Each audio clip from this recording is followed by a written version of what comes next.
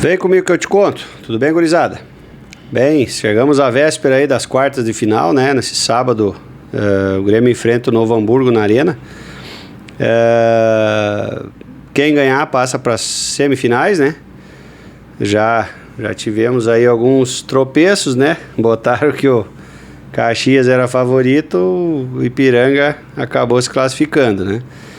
E o que dificulta um pouquinho aí pro Internacional, né? Porque se o Internacional passar, vai ter que atravessar o estado para ir lá em Erechim jogar a primeira partida, né? Então eles estavam torcendo para que fosse o Caxias, para que a viagem fosse mais curta, mas não levaram muita sorte, não. Mas vamos falar de Grêmio aí, então, nesse sábado, na entrada da noite aí, né? No finalzinho da tarde, entrada da noite.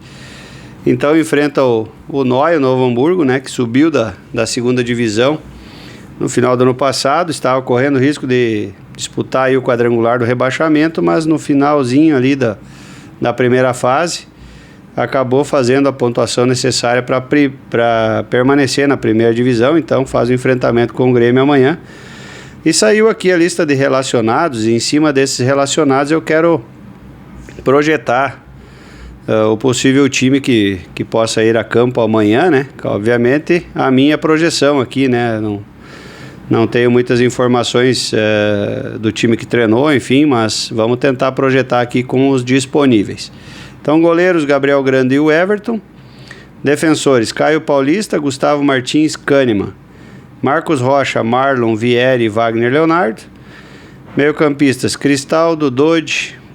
Cristaldo novamente inscrito para o jogo aí. Cristaldo, Dodge, Edenilson, Jefinho, Jefferson Fornec, Noriega, Roger, Thiago e William. Lembrando aqui que o Pavon e o Arthur estão fora porque foram expulsos, né, contra o Juventude. Atacante, Amuso, André Henrique, Aravena, Carlos Vinícius, Enamorado e Gabriel Meck. Então, em cima desses relacionados, e a gente sabe também que o Grêmio prioriza o Brasileirão,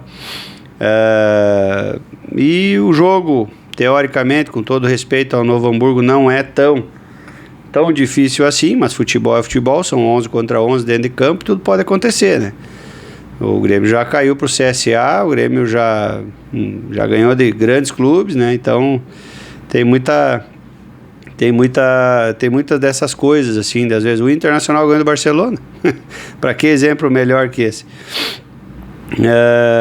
Então tem muito time pior que às vezes ganha do melhor, né? Então temos que encarar com seriedade se a gente quer avançar no gauchão, respeitando obviamente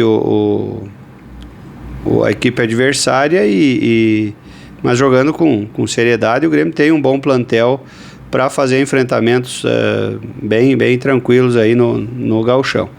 Então o goleiro eu acho que vai o Grando. Lateral direito vai o Marcos Rocha, porque o João Pedro sentiu, né? Tá no departamento médico de novo, mas não é uma lesão grave, é o que tudo indica, segundo informações que até o momento a gente tem. É um desconforto muscular, na verdade, né? Tá no departamento médico, mas não... E mesmo que seja uma contusão, uma lesão, deve ser de grau 1 aí. Então, lateral direito, Marcos Rocha. Na zaga, deve ir Gustavo Martins pela direita e Kahneman pela esquerda, né? E lateral esquerdo, cara, vai ter que o Caio Paulista, né? O Marlon tá escrito aqui também, mas vai o Caio Paulista, muito provavelmente.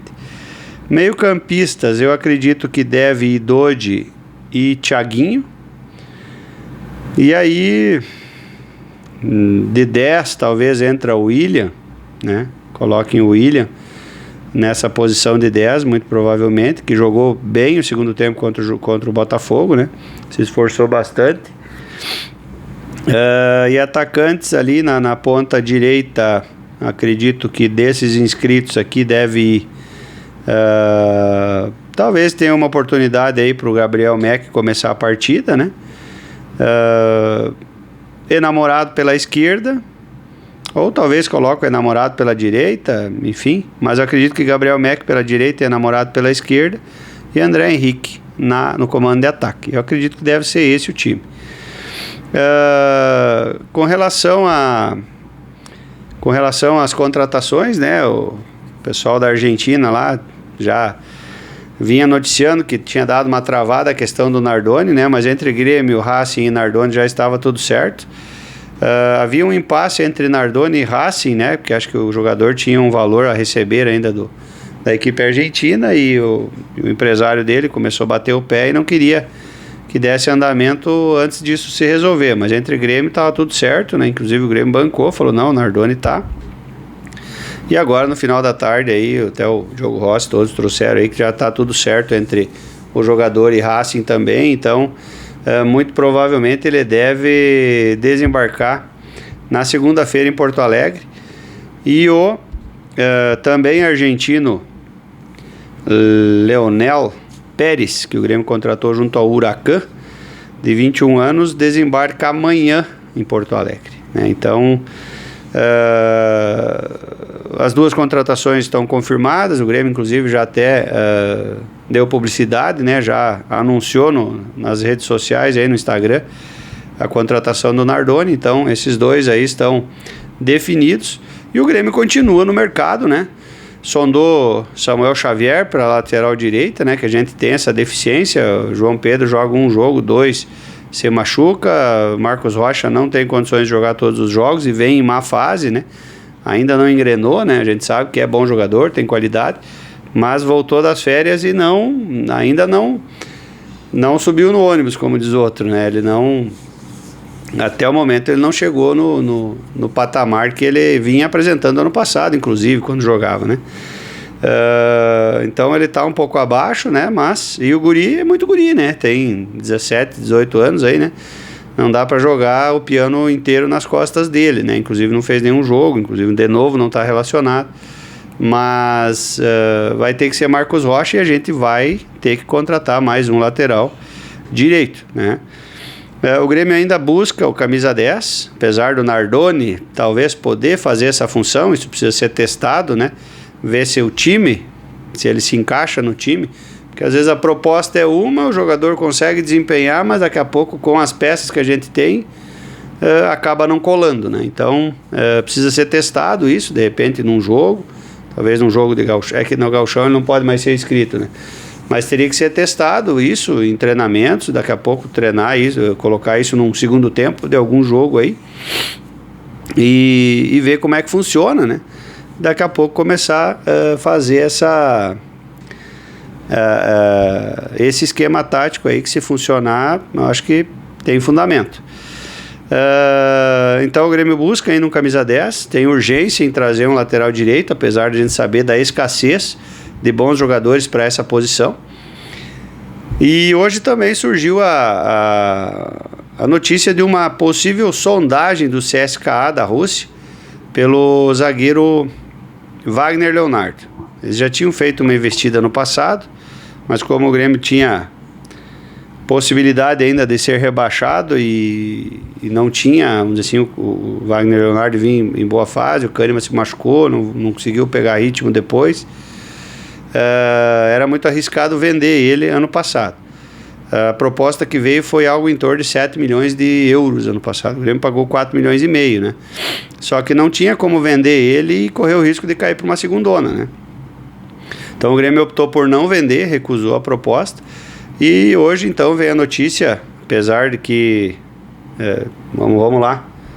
Hoje é sexta-feira, acho que foi quarta-feira depois do jogo. Não, na quinta? Ontem ainda comentei que o Wagner Leonardo ainda tá fora, né? Ele não encaixou.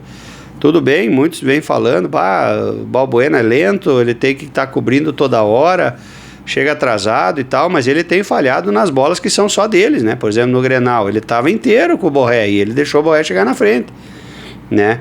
Então, assim, aí não tinha nada de Balbuena, a culpa foi dele, né? Tudo bem, no jogo do Botafogo ele pode até ter falhado, ter corrido e tal, para socorrer o Balbuena, mas isso é um caso à parte.